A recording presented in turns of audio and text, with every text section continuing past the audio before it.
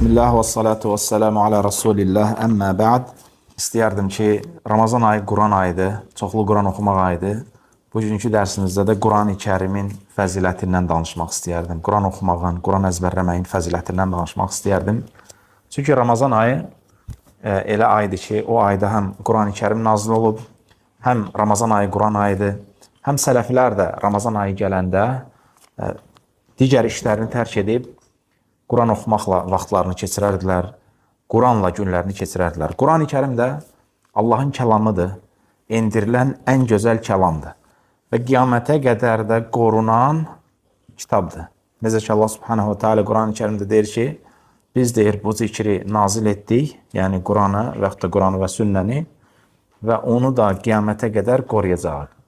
Yəni Quran-ı Kərim qiyamətə qədər qorunur və ondan heç bir şey də dəyişməyib, heç bir hərf nə əlavə olmayıb, nə də çıxarılmayıb. Və Quran-ı Kərimin də dəyişdiyini və yaxud da təhrif olunduğunu etiqad eləyən bir kimsə kafir olmuş olar. Çünki Allah subhanahu teala Quran-ı Kərimdə deyir ki, biz bunu nazil etdik və bunu da qoruyacaq. Quran-ı Kərimin fəzilətlərindən Peyğəmbər sallallahu aleyhi və səlləm buyurur ki, sizlərdən ən xeyirliniz Quranı öyrənəndir və onu öyrədəndir. Yəni həm öyrənən, həm də öyrədən insanların ən xeyirlisi sayılır. Başqa bir hədisdə Peyğəmbər sallallahu aleyhi və səlləm buyurur ki, Quranı oxuyan və onu əzbər bilən kimsə, yəni hafiz olan kimsə, Allahın kəramətli və itaətkar mələkləri ilə eynidir. Yəni onlarla bərabərdir. Ancaq deyir, Quranı oxuyan və onu öyrənməkdə çətinlik çəkən kimsə isə 2 savab qazanır. Yəni, o çətinlik çəkir, amma yenə davam edir, təkrar edir. Və buna görə də 2 qat savab qazanır, belə deyək. Başqa bir hədisdə Peyğəmbər sallallahu aleyhi və səlləm buyurur ki, həqiqətən də deyir, Allahın insanlar içində seçilmiş özünə yaxın bəndələri var. Yəni Allahın özünə yaxın insanların içində seçilmiş bəndələri var. Səhabələr soruşurlar ki, ya Rasulullah, onlar kimdir? Peyğəmbər sallallahu aleyhi və səlləm buyurur ki, onlar Quran əhlidir. Onlar Quran əhlidir, Allahın əhli və Allahın xüsusi seçilmiş bəndələri sayılırlar. Başqa bir hədisdə Peyğəmbər sallallahu aleyhi və səlləm buyurur ki, bir qövm bir yerə toplaşıb Quran oxuyarsa və onu öyrənərsə, Allahdan onlara bir sükunət nazil olar, rəhmət nazil olar, mələklər onları əhatə eləyər və Allah da onları öz dərgahında zikr eləyər. Yəni bu bir yerə toplanır, istər məscid olsun, istər qeyri-məscid olsun. Yəni bir yerə toplanırsan zikr eləmək üçün, Quran oxumaq üçün, Quran öyrənmək üçün, Quran əzbərləmək üçün bu səbəbdir ki, Allah da səni öz dərgahında zikr eləyir və həmçinin Allahın rəhməti, sükunəti sənin üzərinə nazil olur və mələklər də səni əhatə edir. Və başqa bir hədisdə Peyğəmbər sallallahu aleyhi və səlləm buyurur ki, yalnız 2 şeydə həsəd eləmək olar və yaxud da biz onu qibtə eləmək deyirik. 2 şeydə qibtə eləmək olar. Onlar nədir? Birincisi, Allah ona Quran öyrədib, o da Quranı gecə-gündüz oxuyur və qonşusu da baxır, deyir ki, kaş ki, mən də Quranı bilərdim və mən də onu kimi gecə-gündüz oxuyardım. Və ikincisi də ki, Allah ona var dövlət verib, o da bu var dövləti Allah yolunda xərcləyir və yenə də qonşusu baxır, deyir ki, kaş ki, mənə də var dövlət verilərdi, mən də onu Allah yolunda xərcləyərdim. Bu cür qibtə eləmək, bu cür həsəd eləmək olar. Yəni, caizdir. Həmçinin Quran öyrənib onu yadda saxlamaq, Peyğəmbər sallallahu aleyhi və səlləm onu nəyə bənzədir? Yəni, Quran öyrənəndə həmişə onu təkrar eləmək lazımdır. Həmişə müraciə eləmək lazımdır, yəni belə deyirik. Çünki eləmədikcə insanın yadından çıxır.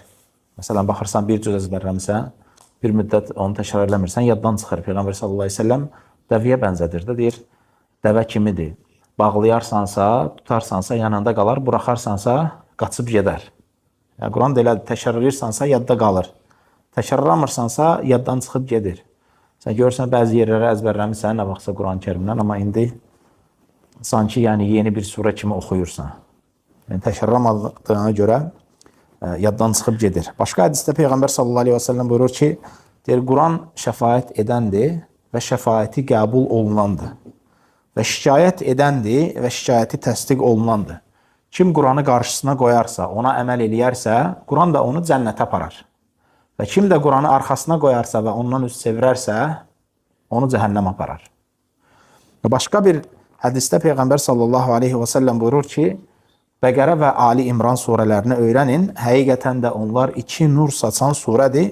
Qiyamət günü sahibinə, yəni kim onları öyrənirsə onlara, iki bulud kölgə kimi salacaqlar.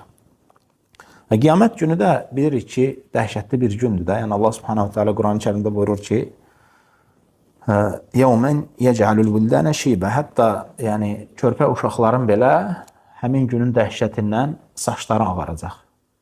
Yəni körpə uşaqdır. Onun hətta günahları belə yoxdur. Günahları belə olsa belə yazılmaz. Çünki Peyğəmbər sallallahu əleyhi və səlləm buyurur ki, 3 sinif insan var ki, onların qələmi qalxıb. Yəni onların əməl dəftərlərinə günahlar yazılmır. Birincisi ağlı başında olmayan kimsə, ikincisi yatan kimsə, ta yuxudan oyanana qədər, üçüncüsü də ki, uşaqlardır, həddi buluğa çatana qədər. Həddi buluğa çatana qədər ona günah yazılmır. Ancaq ki, qiyamət günü necə dəhşətli bir gündürsə, uşaqların belə qorxudan saçları ağarır. Allah Subhanahu taala Quran-ı Kərimdə sən insanları deyir, həmin gün sərxoş görəcəksən, amma onlar sərxoş deyirlər. Yəni qiyamət gününün şiddətindən, qorxu içində, o qədər qorxu içindədirlər, narahatlıq içindədirlər ki, yəni kənardan da sərxoş kimi görünürlər. Yəni dəhşətli bir gündür. Ancaq həmin gündə Peyğəmbər sallallahu əleyhi və səlləm nə deyir? Həmin gündə insanlar içərisində elə insanlar olacaq ki, onların başlarına tac qoyulacaq. Yəni həmin qorxu, dəhşət içində, həmin insanların təlaş içində o yana bu yana qaçdığı bir vaxtda Quran əzbərləyən kimsələrin Peyğəmbər sallallahu əleyhi və səlləm deyir ki, başlarına tac qoyulacaq. Yəni hörmət tacı, kəramət tacı. Burada diqqəti çəkən bir şey var ki, yəni Quran əhlinə hörmət libası geyindirilməsi, hörmət tacı qoyulması, önə çəkilməsi, bunlar cənnətdə olmur. Bunlar qiyamət günü olur. Çünki biz bilirik ki, möminlər mükafatını harda alacaqlar? Cənnətdə alacaqlar da, düzdür. Ancaq ki, Quran əhli, yəni subhanallah, cənnətə getməzdən əvvəl də alırlar. Yəni həmin o qiyamət günündə, həmin gündə belə Allah subhanahu teala onlara məsələn hörmət libası, hörmət tacı, qızıldan və gümüşdən taclar qoyulur onların başına. Və həmçinin uşaqlar da səbəbdir ki, valideynləri də məsələn, o hörmət tacını geyinsinlər qiyamət günündə. Quran əzbərləmək də özü bir möcüzədir.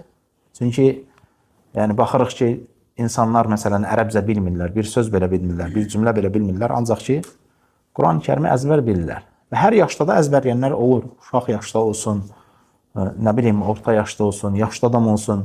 İstəyirsə həqiqətən də oturur, əzbərləyir. Necə ki, Allah Subhanahu Teala Quran-ı Kərimdə buyurur ki, deyir ki, biz Quranı yada salmaq üçün asanlaşdırdıq. Yəni, Quran-ı Kərimi öyrənmək, əzbərləmək asandır. Bu da Allahın bir möcüzəsidir. Yəni, sən 600 səhifəlik bir kitab və orada 6000-dən çox, 6600-dən çox ayə var. Sən başa düşmədiyin bir dildə oturub onu əzbərləyirsənsə, insanlar var onu 6 aya, 7 aya, 1 ila əzbərləyirlər. Başa düşmürlər. Yəni, bu sırf Allahın müvəffəqiyyətidir, sırf Allahın asanlaşdırmasıdır. Yoxsa bu mümkün deyil. Yəni, mümkün deyil ki, milyonlarla insan yəni, bu kitabı, dilini belə başa düşmürlər, amma əzbər bilirlər. Yəni, bu da sırf Allahın müvəffəqiyyətidir. Həmçinin Quran əzbər bilmək, Abdullah ibn Abbas radiyallahu anhına deyir ki, kim deyir Quran əzbər bilərsə, ömrünün unutqanlıq və rəzillik çağına qayıtmaz. Yəni, qocalanda insanın ağlı başından gedir, unutqan olur, düzdür? Hətta yaxınlarını belə tanımır, öz-özünə danışır. Ancaq ki, Quran əzbərləyən kimsə o xəstəliklə imtihan olunmur.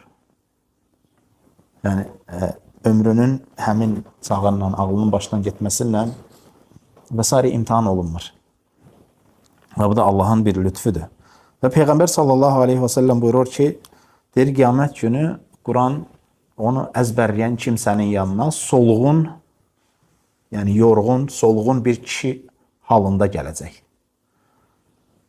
Və deyəcək ki, deyir, mən sənin əzbərlədiyin Quranam. Yəni, niyə solğun halda?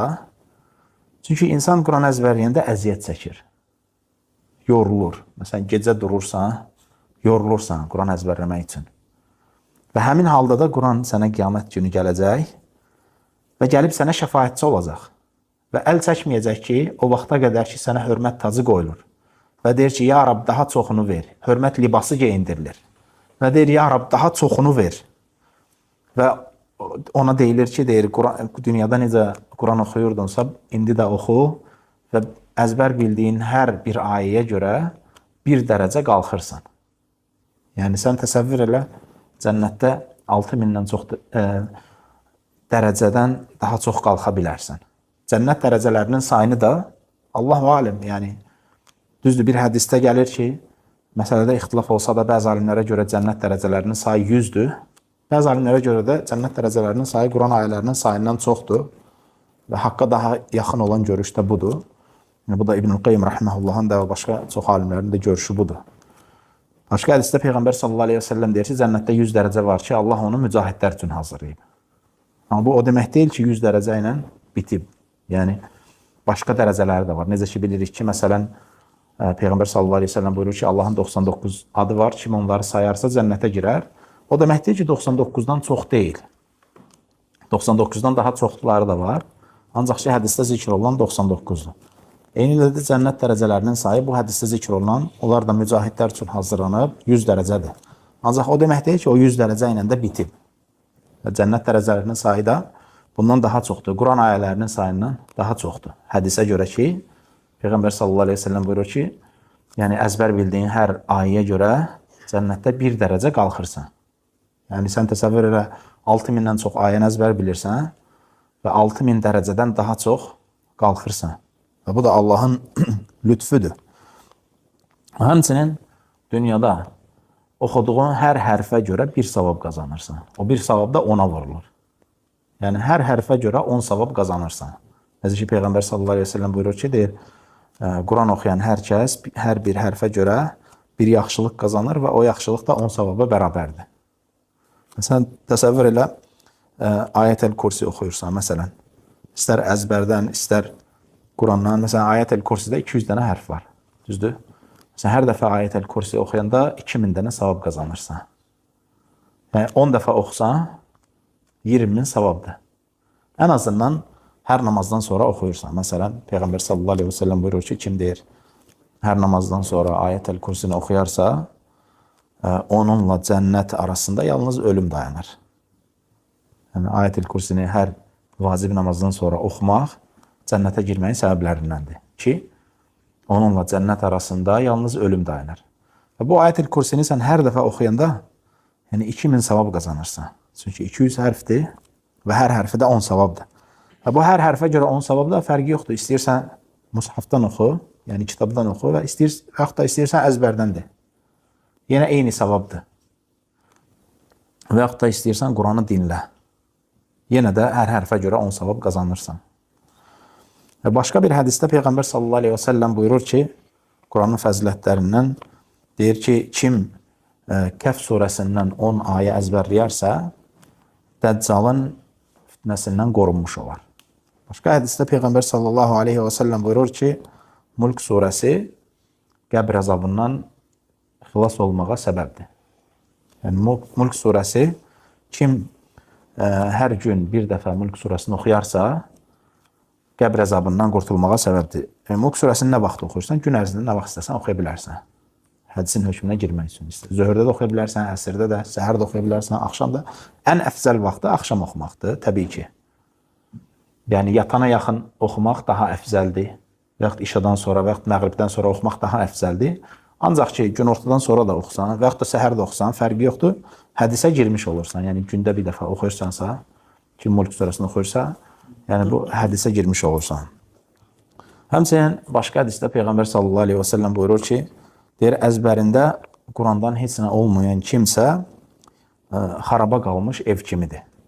Və Allah Subhanahu taala Quran-ı Kərimdə buyurur ki, deyir, kim mənim zikrimdən üz döndərərsə, onun güzaranı sıxıntılı olar. Və Subhanallah, bu da Qurandan üz döndərməyin fəsadlarından və yaxud da ziyanlarından ki, Allah Subhanahu taala buyurur ki, kim mənim zikrimdən üz döndərərsə, onun güzaranı sıxıntılı olar və qiyamət günü də onu kör olaraq dirildərik. Və həmçinin Peyğəmbər sallallahu aleyhi və səlləm də qiyamət günü şikayətçi olur. Yəni aləmlərə rəhmət olaraq göndərilib, ümmətinə şəfaətçi olur qiyamət günü. Ancaq ki, Quranı tərk edənlərdən şikayətçi olur. Ki Allah Subhanahu Teala Quran-Kərimdə nə deyir? Deyir ki, Peyğəmbər sallallahu aleyhi və səlləm qiyamət günü şikayət edib deyəcək ki, ey Rəbbim, bu ümmətim Quranı tərk elədilər. Və yaxud da Qurandan üz çevirdilər.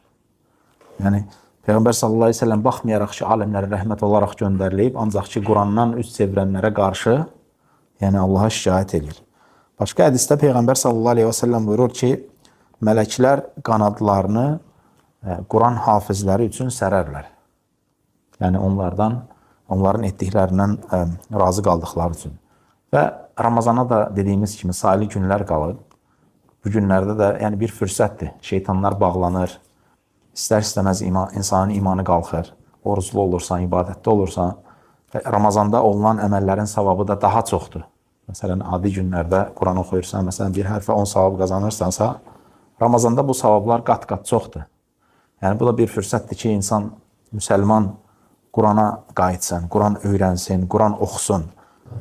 Bizə eşidib faydalanlardan eləsin. Və sallallahu alə nəbiyyinə Muhammed.